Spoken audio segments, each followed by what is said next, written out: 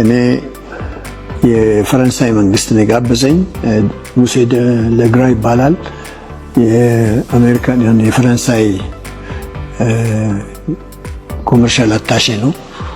እሱ ወደ ፈረንሳይ እንዲሄድ ራሳቸው በስራዬ ስለተደሰቱ ጋብዘውኝ እና ወጣት ነበርኩ። በጣም ደስ ብሎኝ ነው አልነገሩልኝም ለሌሊቱ ለመሄድ ካዛንቺስ ነበር ባለቤቴ እናት ቤት ነው ያረፍኩት። ከዛ ተነስቼ ወደዚያ በመሄድበት ጊዜ ጧት ግርግር ነበር ኤርፖርቱ። እንደው ከተለመደው ለየት ያለ እንደው ግርግር ነበር። ወጣቶች በብዛት ነበሩ እና ወደ አይሮፕላኑ ስንገባ በር ላይ ተፈተሽን ገባን። ስንገባ ዶክተር አልማዝን የሚባል የከብት ሐኪም ነበር። ወደ አስመራ ይሄዳል። የኔ ቲኬት አንደኛ ማረግ ነው። የሱ ቲኬት ቱሪስት ክላስ ነውና አስመራ ድረስ አብረን እንሂድ ብዬ ሄጄ ተቀመጥኩ። እሷ አጠገብ ስቀመጥ ሊሊያና የምትባል ሆስተስ መጣችና ዛሬ ብዙ ሰው አለ፣ ቦታ የለም፣ ወደፊት ወደ ቦታው ይሄዳል። እዚያች አጠገብ ቁጭ እንዳልኩ ኃይሉ የሚባል ዋራንት ኦፊሰር ጁኒየር ኦፊሰር የኤር ፎርስ ልጅ ነው። እዚያ ቁጭ ብሏል። ተከሱ አንቲ ሃይጃከር ነው።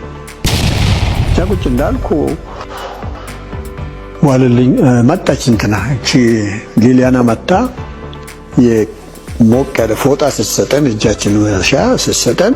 ሊሊያና ማለት ሆስተስ ነች። ኢትዮጵያዊት ናት። ኢትዮጵያዊት ነች። የኢትዮጵያ ሆስተስ ነች። እሺ ወላ እሷ ተዛ ከኋላ ሲመጣ ታየውና ደንግጣ ትቆማለች እና ሽጉጥ ይዟል። ሰርቴት ስፔሻል ነው ያዘው ዋለልኝ። ዋላ ከኔ ፊት ይዞርና ለካሱ እኔ አንድ ሃይጃከር መስየዋለሁ። ምክንያቱም እንደው ወጣት ነኝ። እዚያ እንደው ወዲህ ስል መጣና ኤርክራፍት ሃይጃክስ ሃንድስ አፕ አለኝ። ኤርክራፍት ሃይጃክስ ነኝ። ሶዋት አልኩት። አውሮፕላኑ ተጠልፏል፣ እጅ ወደ ላይ አሉት። አዎ ሲለኝ ምንድነው ስል በኋላ ሰደበኝ። እሱ ምን ያሉት? ሶዋት አልኩት።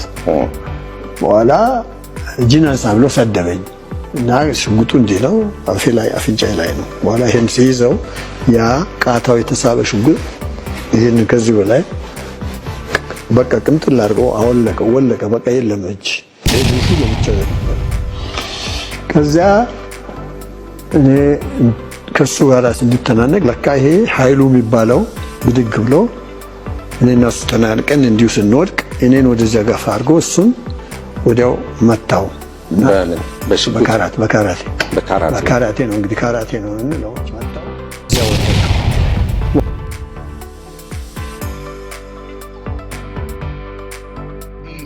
በዛን ጊዜ እኔ ጋር ሌላ ቲም ሊደር ነበረ።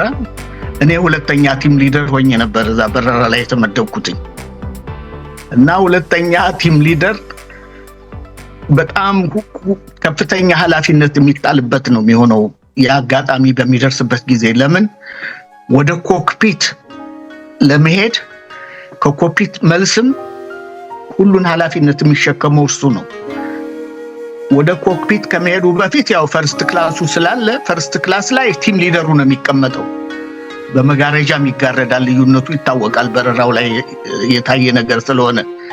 ግን ከሱ ቀጥሎ ያለውን ኃላፊነት ተቀብዬ የነበረ እኔ ነበር። ሁለተኛው ቲም ሊደር ነው የሚይዘው እና እዛ ላይ ነው እንግዲህ ለምን አውሮፕላኑን ለመጥለፍ የሚያመች ሁኔታ ለመፍጠር የሚችሉት እኔንን ሰብረው አልፈው ወደ ፈርስት ክላስን አልፈው ወደ ካፕቴኑ ጋር መድረስ አለባቸው።